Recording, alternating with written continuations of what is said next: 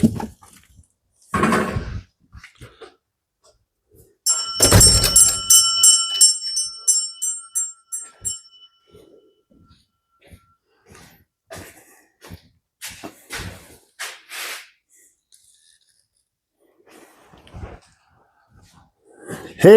everybody, welcome back to my garage. As you saw, my new sign outside on the front of the garage here, that was a door skin from my buddy Ed's, I think it's a 1970 Chevy truck he's redoing, and he put new door skins on, and that was outside his shop. And I said, what are you doing with that? He says, I'm throwing it out. And I said, no, you're not. So I took it and painted a little sign for my shop, and hey, you know, why waste it? We had a little fun project there. So, been a while. We've been busy as usual. Life gets in the way. I haven't made a video in, I think, a week almost. So, last video we had, we were putting the door skin on, or not door skin, hello. We were putting the roof skin on here. Anybody who's just catching up, this was a 1935 model 48 Ford, and we shortened the roof by 21 inches, and we're in the process of renovating. We built the whole rear end from scratch, and these old cars had a vinyl top on, which consisted of wood rails that went across inside, and then chicken wire, a cotton fabric like a batting, and then vinyl on top, and had a rubber seal around the edge in a U-channel. And this is part we cut off. You know, this was the actual front of the car like this. And you can see that channel in there is where the rubber went. And then there's a little piece of wood in here and staples, and that held the chicken wire and the fabric, and then a vinyl top, and the rubber went in and sealed that from the rain, hopefully. And that was your roof. And rumor has it, because they didn't have a press big enough to press the door or the roof skins at the time, but obviously it came later. These roofs were 5-piece circle, you know, one here, one up front, one on each side. So it's 1, 2, 3, 4, 5, and then the rear window. So there was 6 pieces, and then lead joints. I don't know if the camera shows you. There's a lead joint here, and there's a lead joint here. You can see the difference in the metal from here to here. So it was a lot of work in that roof. So one more panel would have been had to be welded up, leaded, and all that. They didn't have the plastic body fillers that we use today back in the 30s. So everything was lead, and it was a lot of work, and filed down and sanded. And then these cars were primed and then had a lacquer finish on them. Not the paints we use today are very forgiving and very easy to spray on. So back then, you know, lacquer, you go too quickly, it'll run like that. It's very thin compared to what we use today.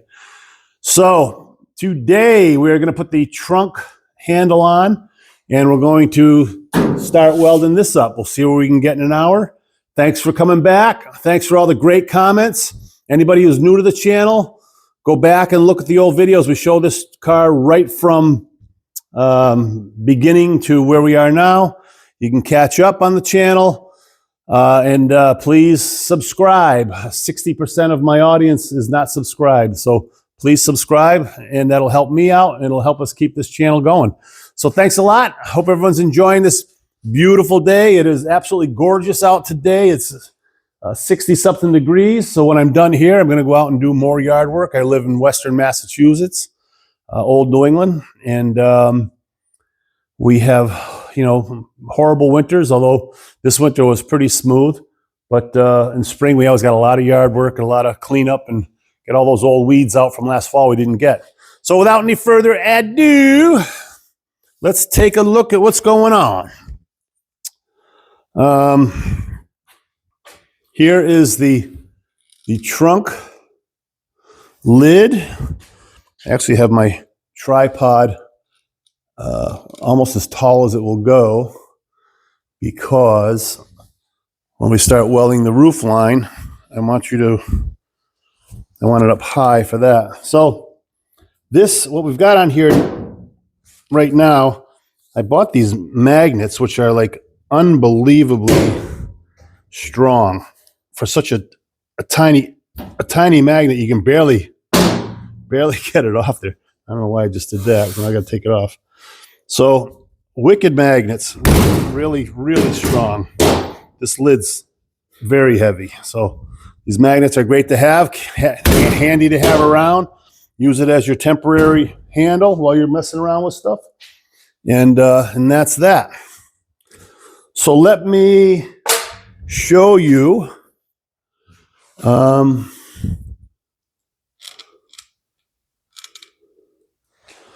what we've got here. And this is our new handle.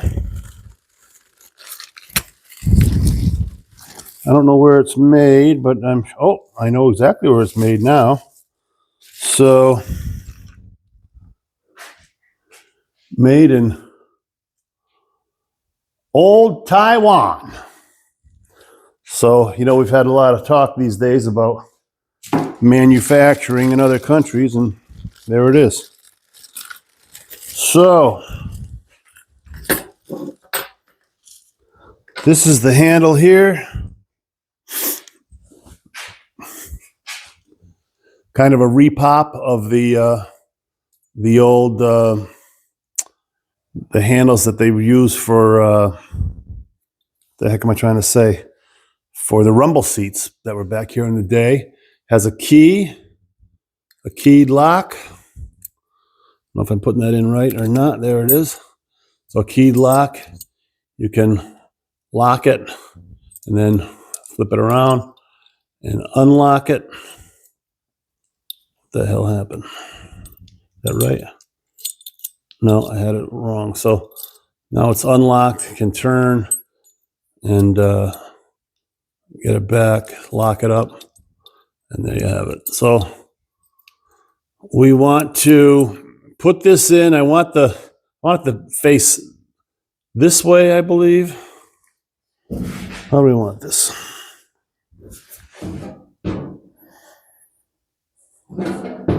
I believe I want it that way. I'm going to go in and take a look at the my other Model A for a second. I'm going to take you guys in and look at my other, or one of my other cars, a Model A. This is a 1930 Model A. Hey, how you doing? Doing all right. Got more stuff over here. Creepy hands. So, yeah, so that would have been like that. And this is unlock. So it would be up and down straight. I guess that's the way we'll go. So this is a rumble seat on a 1930 Model A. And creepy hands trying to get into it. We make a lot of Halloween stuff around here, so we get a little crazy at Halloween. There's old Jack up there, the old pumpkin in the background. So this is a 1930 Model A. So I'm glad I looked at that. So we'll go up and down straight. There's the old Viking, which we'll have out pretty soon. And all kinds of parts. Lots of parts. So we're getting off the beaten path. Back into the warmth. So that will answer that question. So this will go up and down like that, which kind of makes sense now. And then that will be unlocked. So that will be locked. All right. So we've made that decision. Thanks for helping me out with that, guys. Hey, I hope you're all working on your projects too, It's all good. Good weather for it. The car show season's coming up. And that's that. Gotta adjust this. I've got this tripod set so we're The legs are very close together. So it means it wants to topple when I put that top over. So if this is going to be like this, and then we're going to be unlocked like that. So look, this is square, unlocked. All right. So along with this comes this piece here, which is the part that will slide underneath at the bottom here, underneath the drip gutter, you know, for that we, if you see in the last videos, we put the drips in here. So I'm just trying to work through this so I don't put it in wrong to start. So that's going to be unlocked. That's going to be locked. So that means this will be down like that. When we unlock it, we'll tip it up. Locked, unlocked. So that's easy enough. All right. So next thing, we need to know that when we're down here, we've got plenty of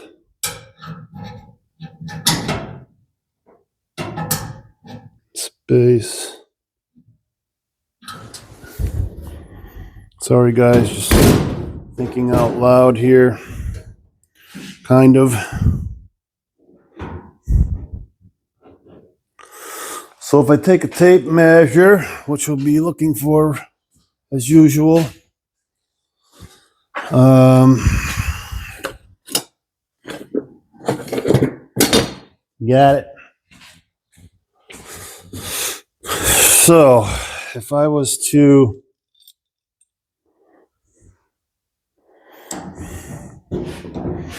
just trying to say to know I have enough. Just trying to get the center line of where I'll drill this thing in. That's going to get me under there. Let's say 1.5 inches. So 1.5 inches up from here. Let's make sure we're not going to be, and that will work out fine. So 1.5 inches. All right.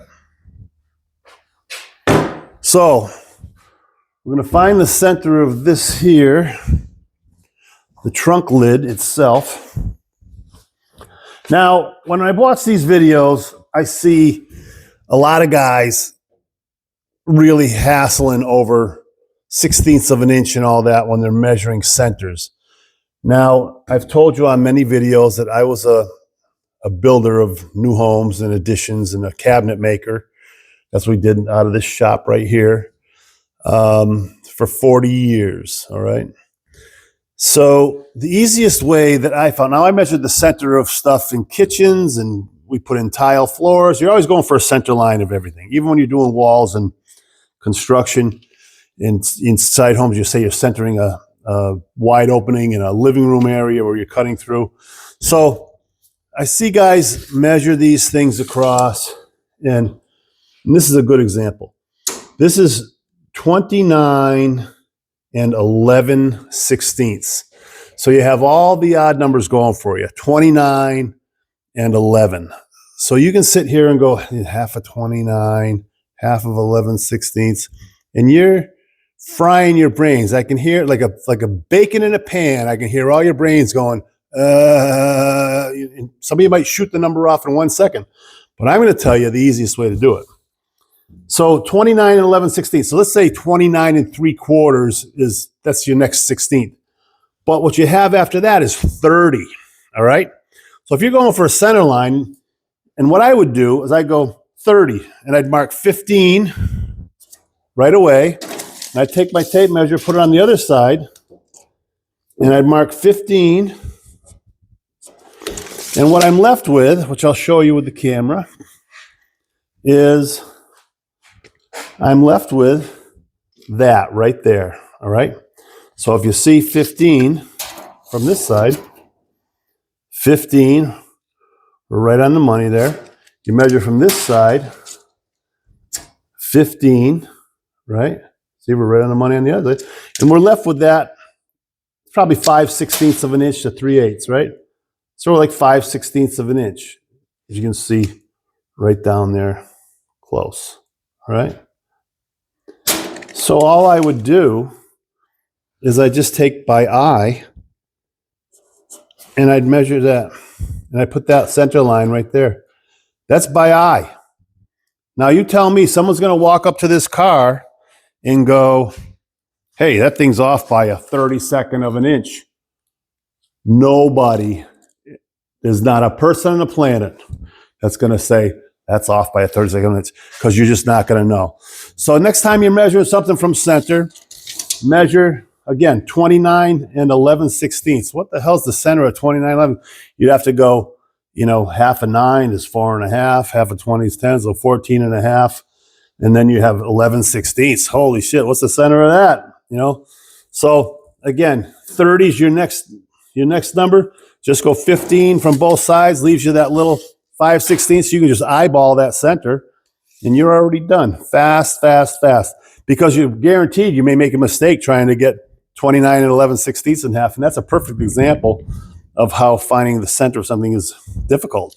So now what we're left with, if I measure here, we're 14, and to make it easy, 7/8 minus a 32nd. And you measure from this side, we're 14 and 7/8 minus a 32nd, because that's that 11/16 that bit you in the ass. So here we are. So 14 and 7/8 minus a 32nd. Bam. And I can take it from this side and measure it again. 14 and 7/8 minus a 32nd. 14 and 7/8 minus a 32nd, and we're right there. All right. So what do we say, 1.5 inches, right? Coming up. Double check that on the half mark. And we're right on the money. Make sure I got a good line there. All right, so what I'm going to start with, and I always suggest you do this, is start with a little pilot hole with a smaller drill bit, so you're not, I'm dropping stuff all over the place here. So you're not using a large drill bit, because they tend to wobble out of place unless you use a center punch, which I'm not going to use a center punch on that, because I'm afraid of putting a big dinger in the trunk itself. If I took a center punch here and took a hammer and boom, and tried to put a tiny, hole in it, I may take and put a pucker right in that thing, which you wouldn't see until you had some guide coat on there, sanding your primer, and you'd be like, hey, what in the hell's that and how'd it get there? Well, you would immediately know that you beat it in there yourself. It's like Michael Jackson said, beat it. So here we go.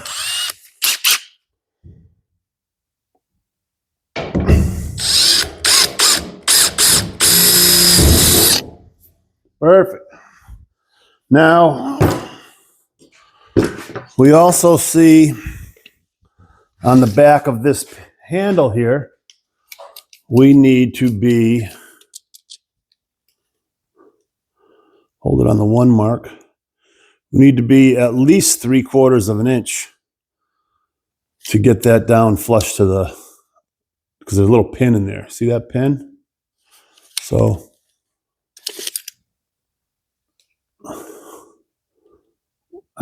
say we'll go on the 2 mark. We're more like 7/8, almost 7/8. So I'm going to use a step drill, which is the easiest way to do this stuff. I'm going to mark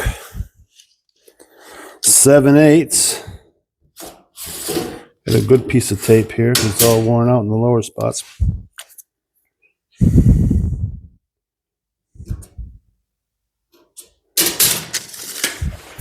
Seven eighths. I know where we're going.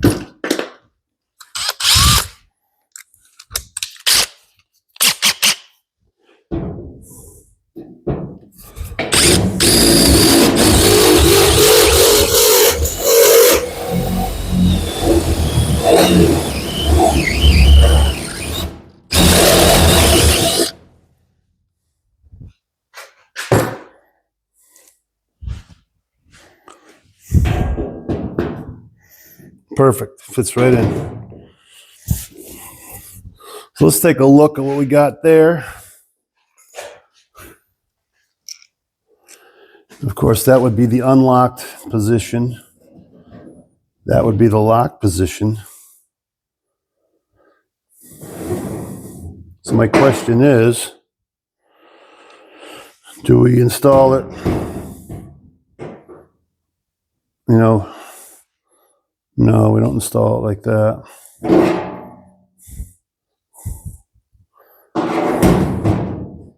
We install it like that. Right?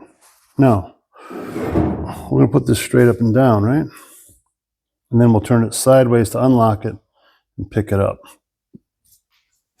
Stick with me, guys. I think that's very cool. Definitely good. All right.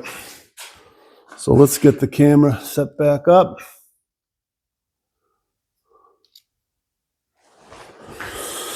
So, with that said,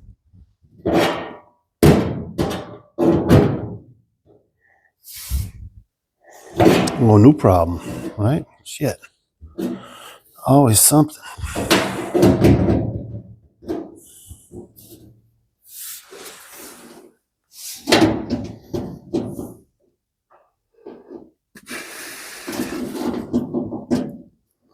So we're going to have to drill. I'm just afraid that I might be right in the angle iron. Shoot. We may have to put it this way. You know why? Because if you look where the angle iron is, my screw is going to be in the way.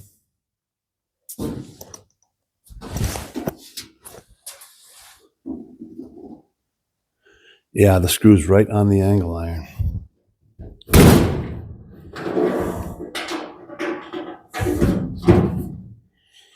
So we can have it like that, and that will be lock. That will be unlock.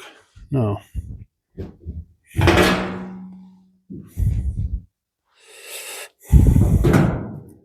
I gotta see the way the key works. We're figuring as we go. Earn while you learn. Oh, so I can lock it in multiple positions. So that would be locked.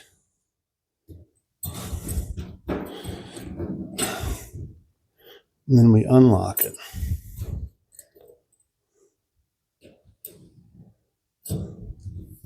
Yeah.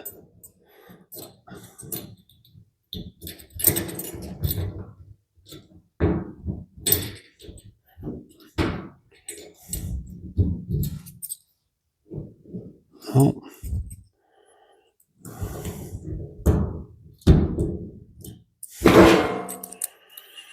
Nope.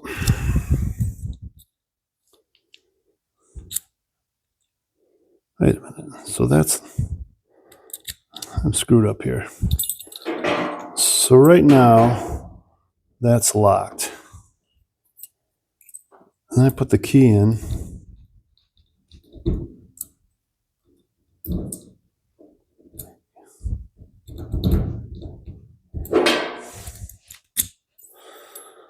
So that's locked. Then like that. Then we're unlocked. Like that. And we're locked. Okay. Whew. My brain's on fire. Smoking. Okay. So now we got that figured out. So now we got to put dots in where we're going to drill for our screws. I'm going to use my good old eye for that.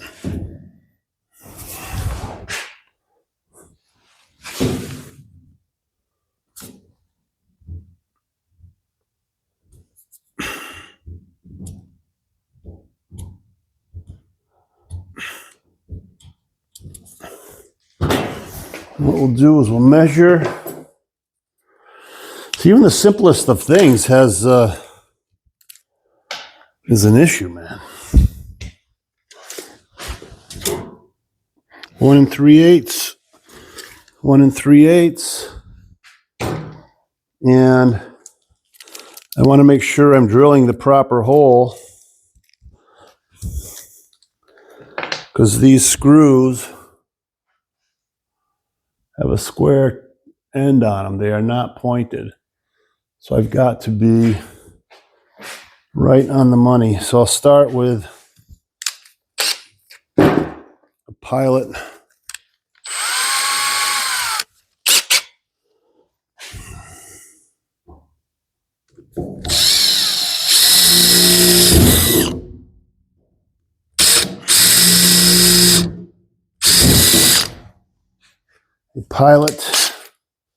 Then we'll move up what we think might be screw size. And what I like to do when we're doing something like this is drill into wood first. This is definitely something to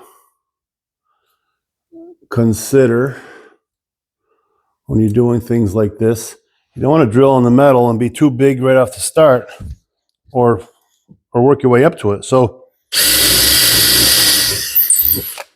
put a nice clean hole in and then check your screw to that hole.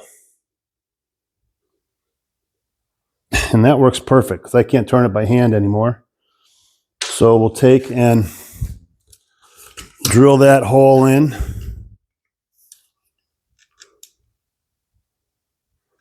Here.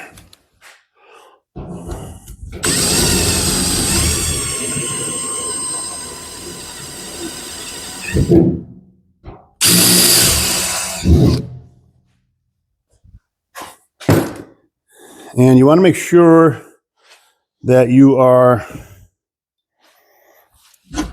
clean with your holes and not wiggle waggling your drill around to make different sizes.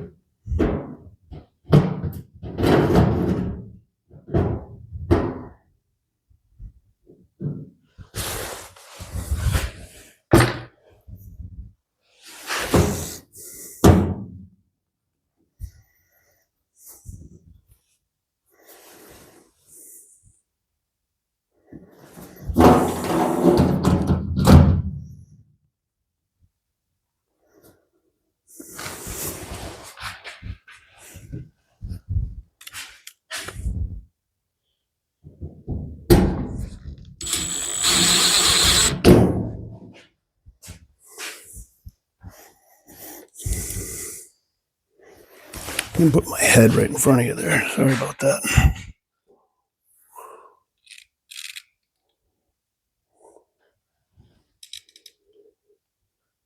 Try to keep my noggin out of the way.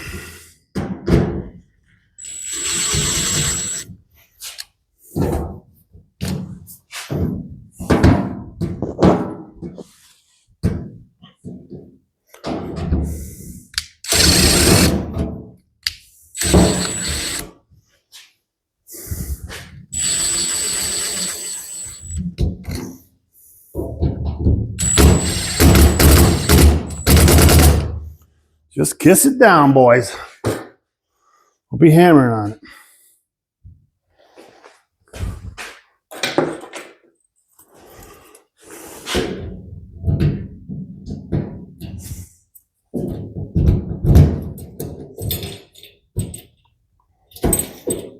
All right, I'm gonna have to make that inside hole. It's just hit that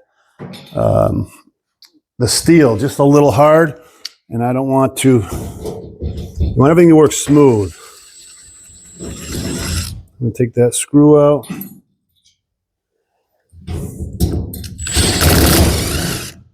That screw out. I've just got to hit it a little one more time with. Gotta go one step bigger.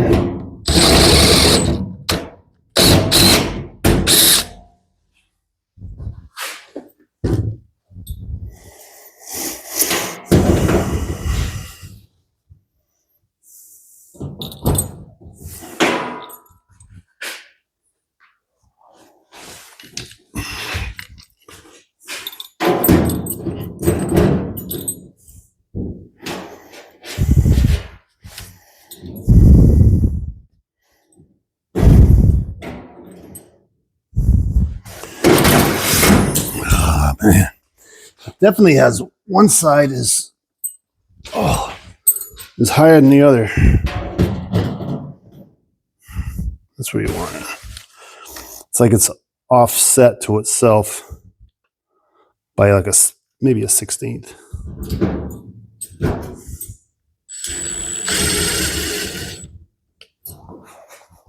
Maybe a 16th. You know where it's made, right? So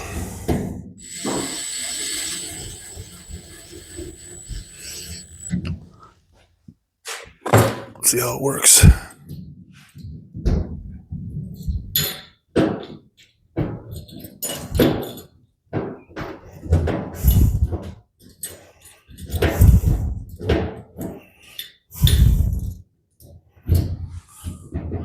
It is locked.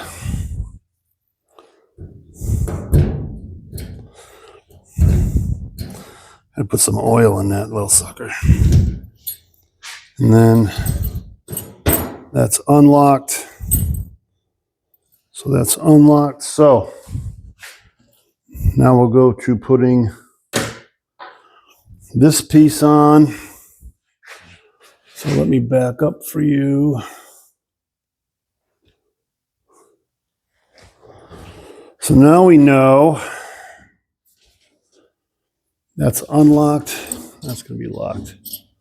So this has to go sideways like this. And we're going to take a guess. I'll use a Phillips head screwdriver. I could measure that inside 110 times and not have it the way I want it. So that's going to be locked. It should be like that. So what I'm going to do is I'm going to take an educated guess. I know this is like 5/8 here, a little taller here. I'll leave like 1/4 of an inch.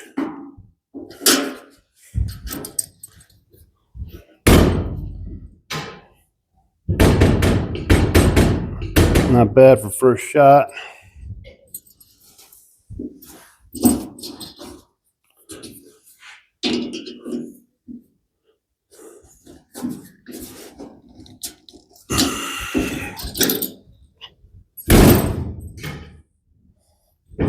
There it is. So all I did was just took an educated guess on, that's 5/8 of an inch. I already know from there to there. And then we're on the the rain gutters here that I made were about the same. So I just put this on, eyeballed it, put it down. Last had a little wiggle room, just turned it up a little higher. Done. That's how simple it needs to be. You don't have to wrestle around. And now it's locked. That's where my battery's going to be and possibly my fuel cell. So that's that. Very simple. Let me get a little oil for that. A little Earl. So I'm just going to put a little pneumatic tool oil right on the key itself.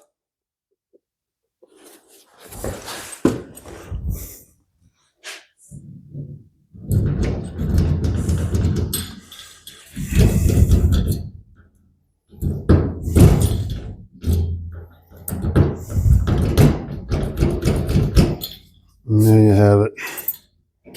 Locked. Unlocked. Hello. Side-eyed, side-eyed. Done. So we'll just leave that like that for now. Very happy with that. We're going to move on to get some of this roof welded in place. And we'll get you up here. And we'll go from there. So, trunk latch is in. It looks very cool. Happy with that. Take a look at that after. I'm going to make sure my 220 is plugged in, which it is. We're going to turn the gas on. Again, I've said it 100 times, always turn your tank off at the end of the day because, as I found out one time, no matter how tight those fittings are, a little air leaks out of them. And it was off maybe for a couple, 2-3 days. I came out and the darn thing was empty. And nothing more disappointing than coming out to do some stuff and you're out of gas. All right, so the main thing I need is one of my magnets, which I got here.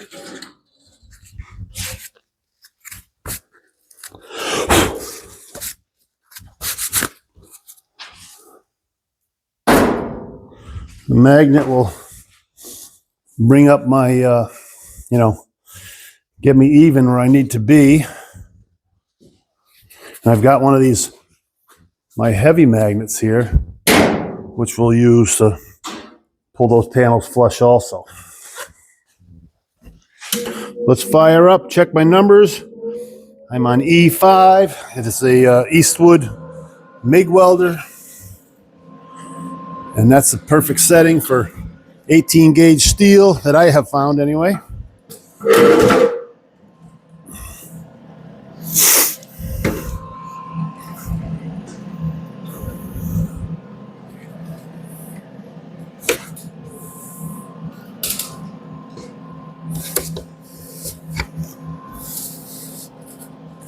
I think we'll start right there because that is like perfect. You know how we like to throw around the P word, perfection. And that'll do it. Let's go.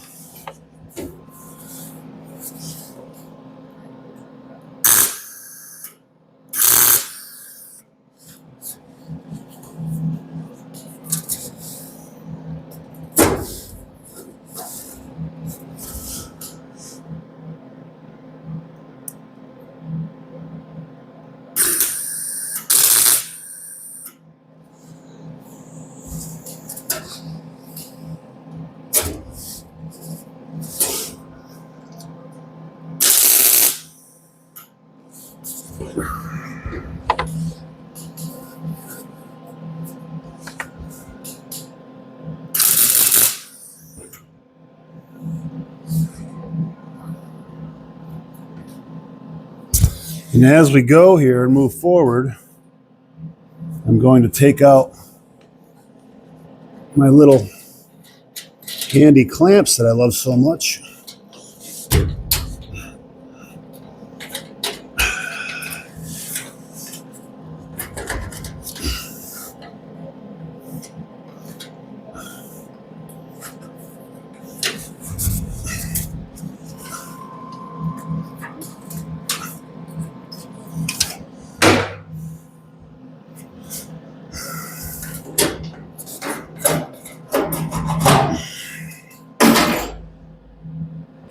Now, right here,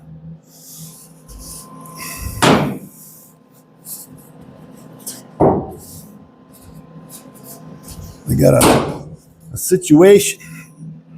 So I'm going to take something else. This just happens to be handy. And that's going to get me up where I need to go.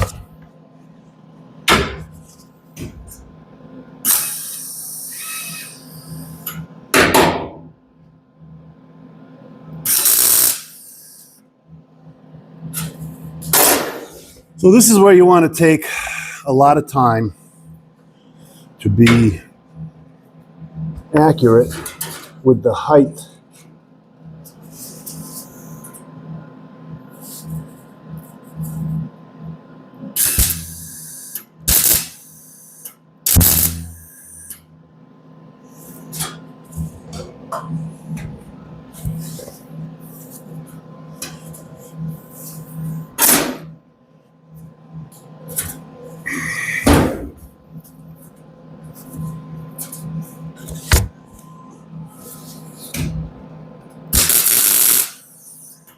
Because the more time you take here, the better off you're going to be in the long run. Because if the panels aren't even, then when you go to sand, you are, or go to grind your welds down, you have one panel higher than the other, then you're thinning it out, trying to get them even, and possibly burning through. So you don't want that. So now, again, we're uneven here.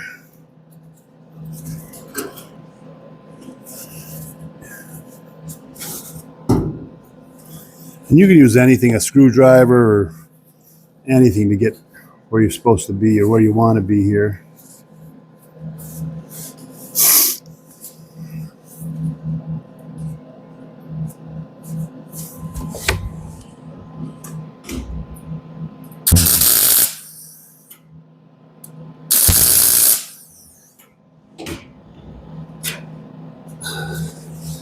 And of course, we're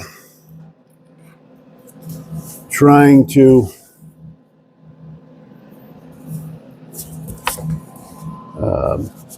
have space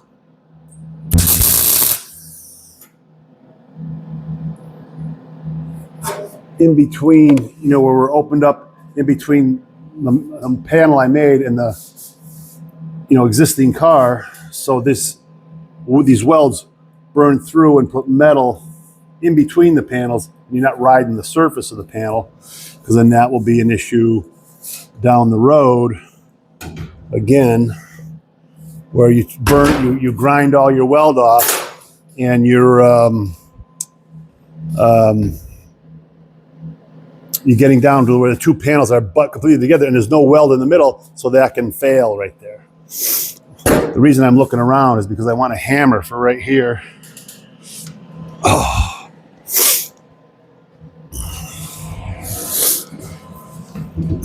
I can use my mallet, I guess.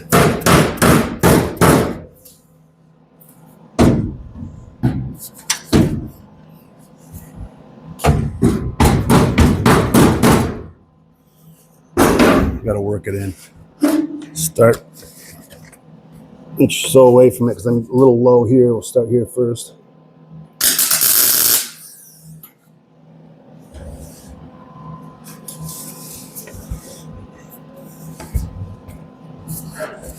There's a little dinger in there, so I had to start down there.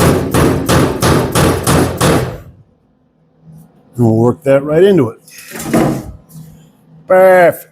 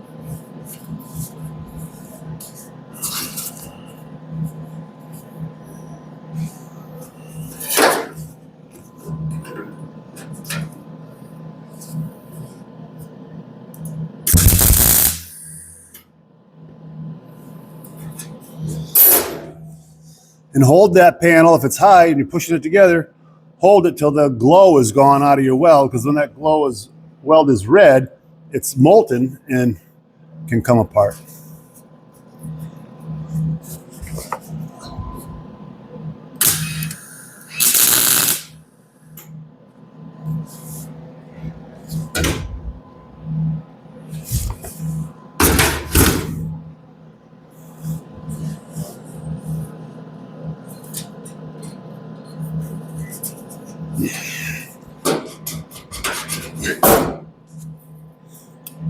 The handy clamps. Love these clamps. Really do.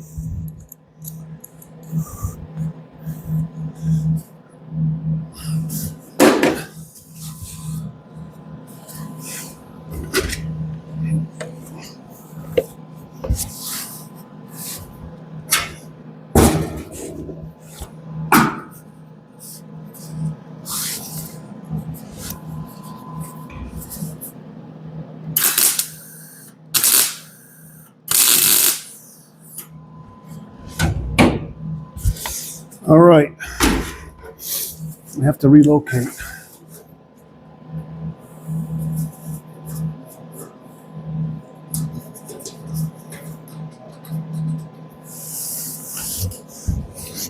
Oh, the back is sore today.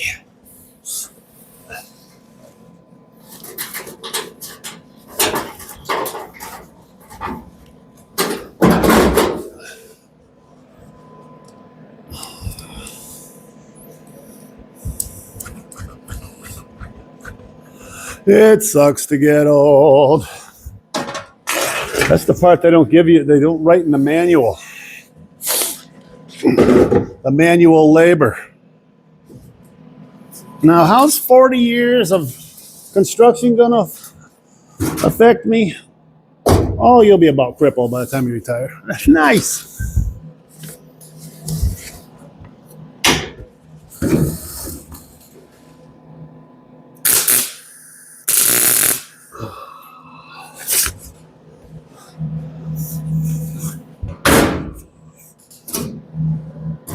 That is looking good there, boy.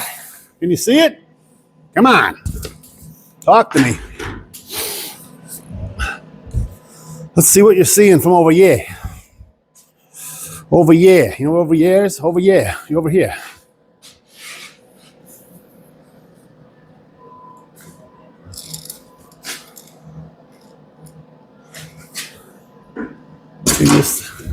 Can you see that line now? One more time.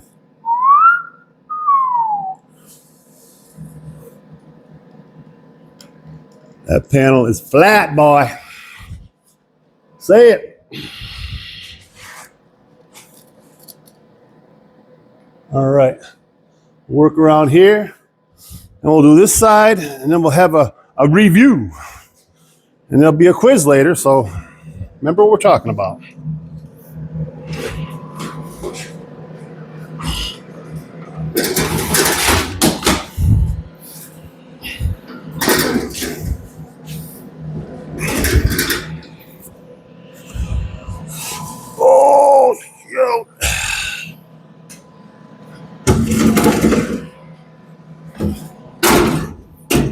Okay.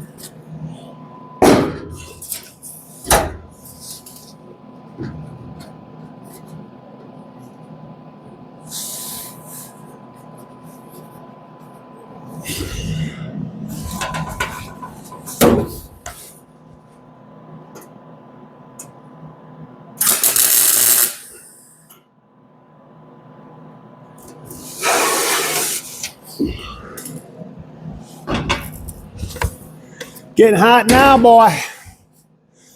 Tell you, it's one thing about this time of year around here is you wake up, it was 31 this morning.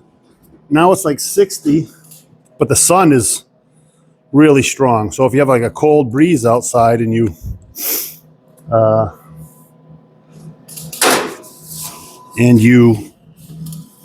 stand in the sun, you can still feel the sun. You know, you're cold, but I mean, you still feel the sun. You know what I mean? So really a great time of year.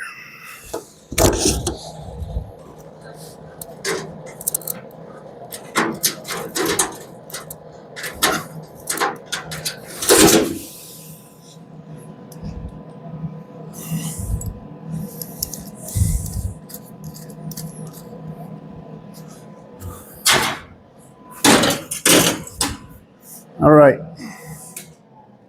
So I got to move the welder over to your side. Move it to the dark side, Luke. It's for all you Star Wars fans out there, which I am a huge Star Wars fan.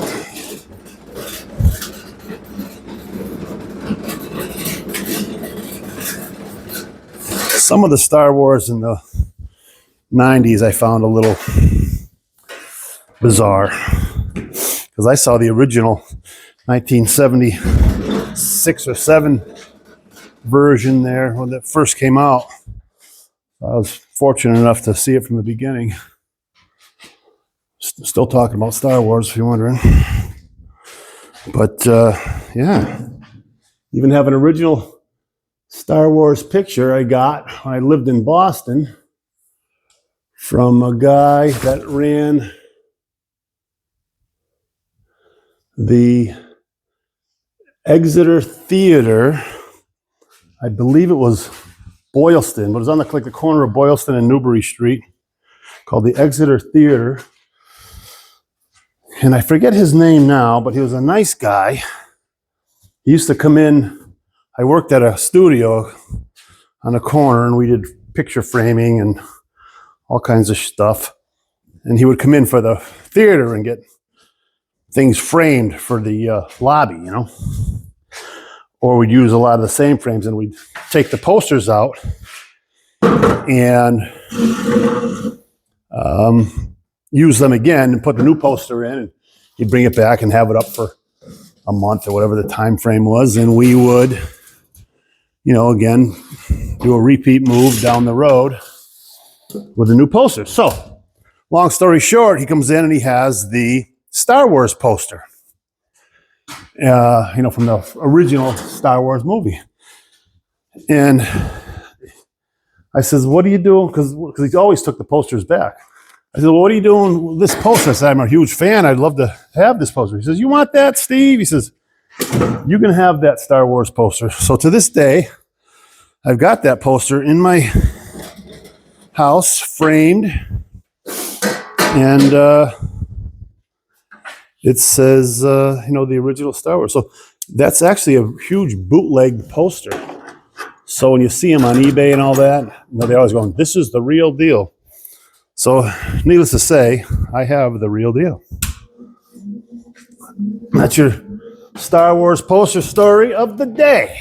Hope you enjoyed that. I got to keep my eye on that curve.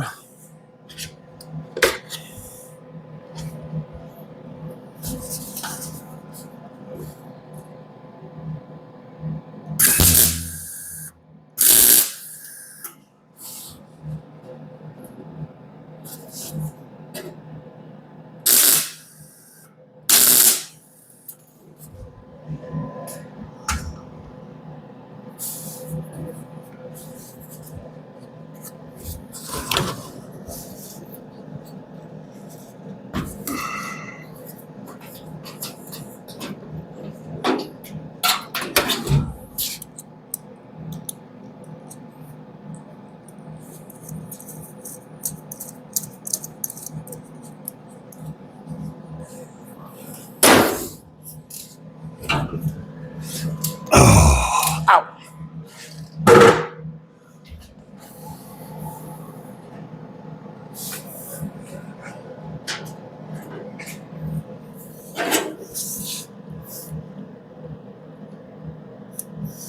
I take these clamps out.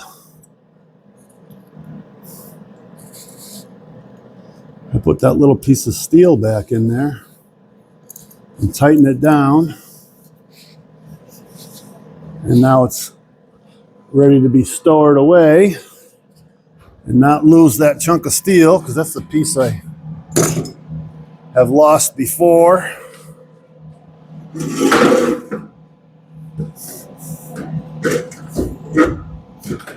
Hard to keep track of everything.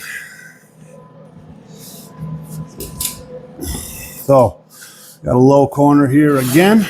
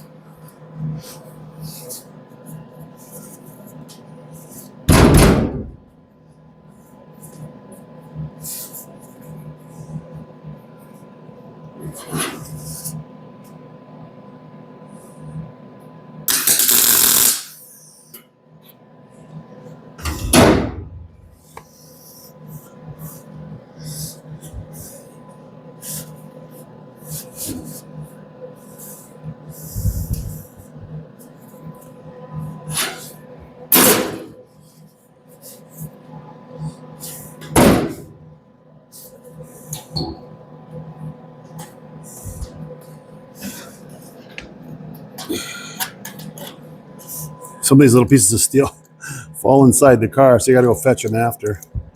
That just goes with the territory. No big deal.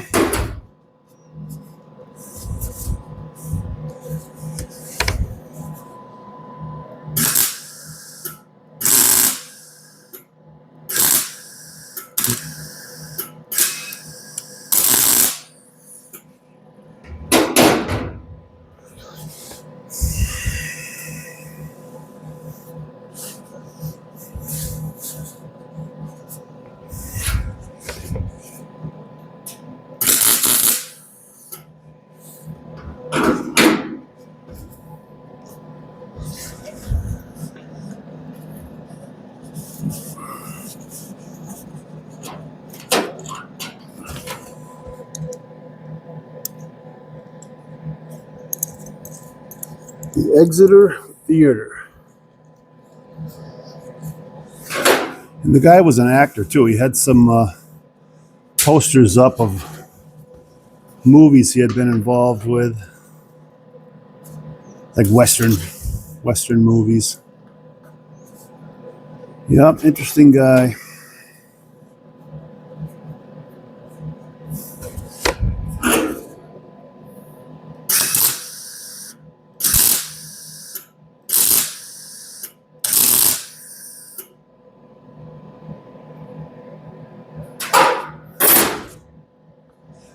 All right. What do you do here?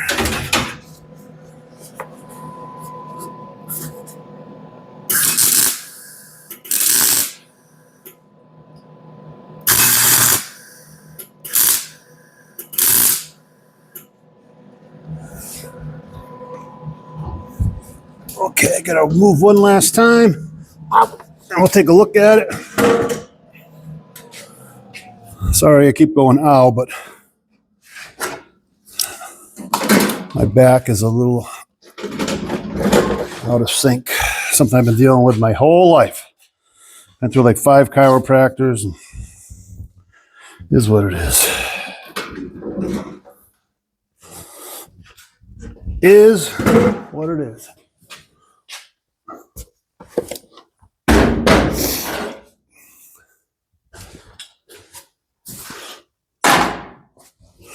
All right, let's do the final haul here, and we'll check it out, and we'll let you all go. I hope you stayed with me through the whole episode here. Try to keep it interesting.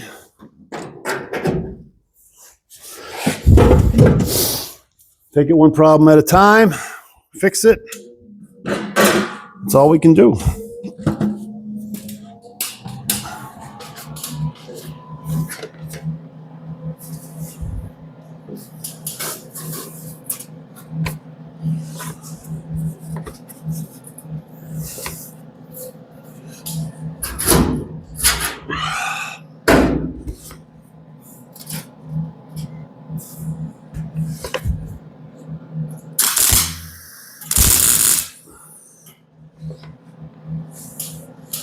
That's all you can do.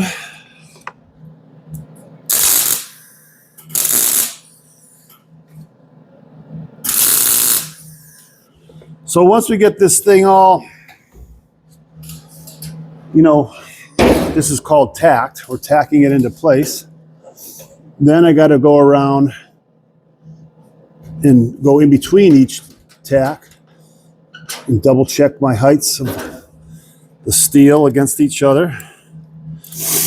And then finally, I'll go around and weld the whole thing.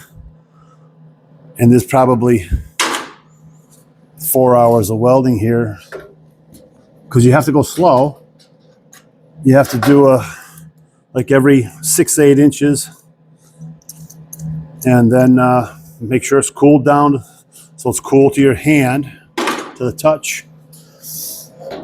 Because if you get this metal too hot, there's a term they use called oil canning. It will pucker. And once it puckers, you're in trouble. Because then to get that out, you have to do all kinds of other things to shrink and use heat and try to get that thing, that pucker out of it, which is hard because it could be puckered here and then it affects the whole thing. So the more time you take, you can't rush welding a huge panel like this together because there's so many welds. You can heat, like I said, you can heat up and then you're screwed, So too much heat, no good.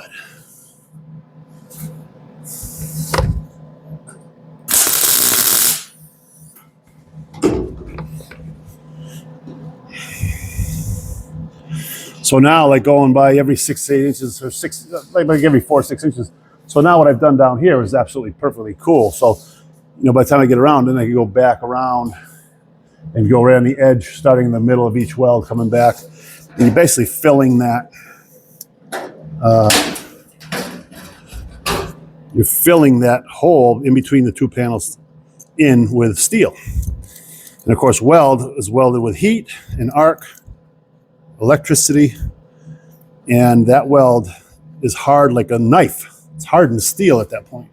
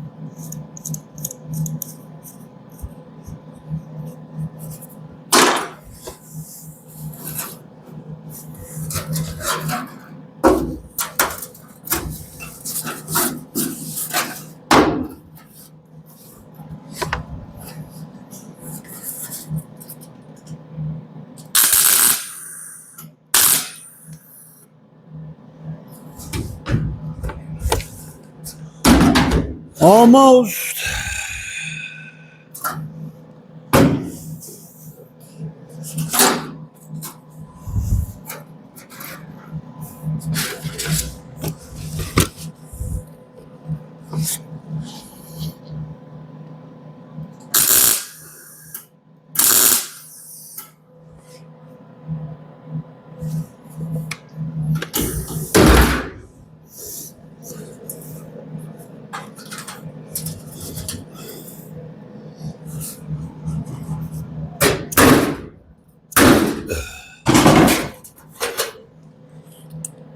Sometimes the joint's so tight, you gotta bang them down out here just to get them out. All right, I think we're down to about our last weld here. Pretty close.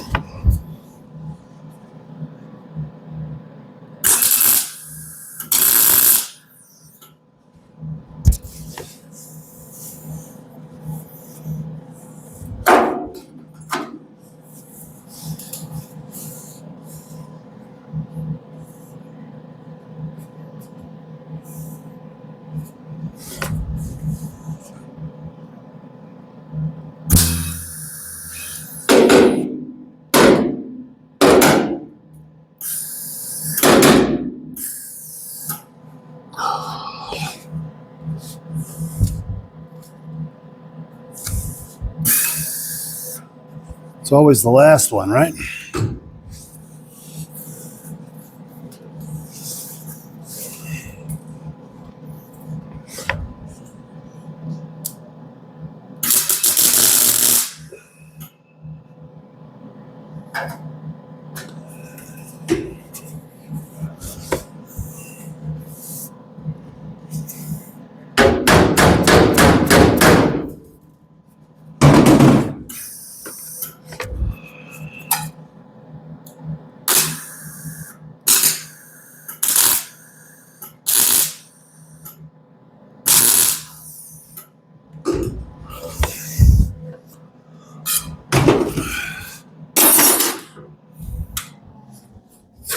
Okay.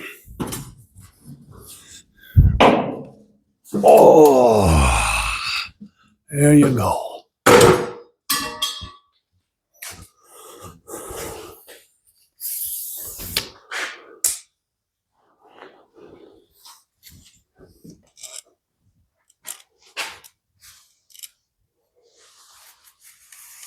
See how that roof line flows nice? Down here. Hang on, we're all tangled up. Tangled up.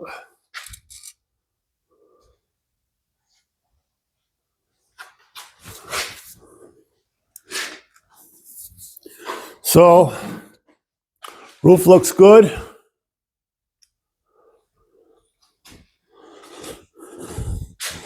Got our trunk line on, or our trunk latch on, I should say. So for today, let me get my gloves off. Whew. Heating up.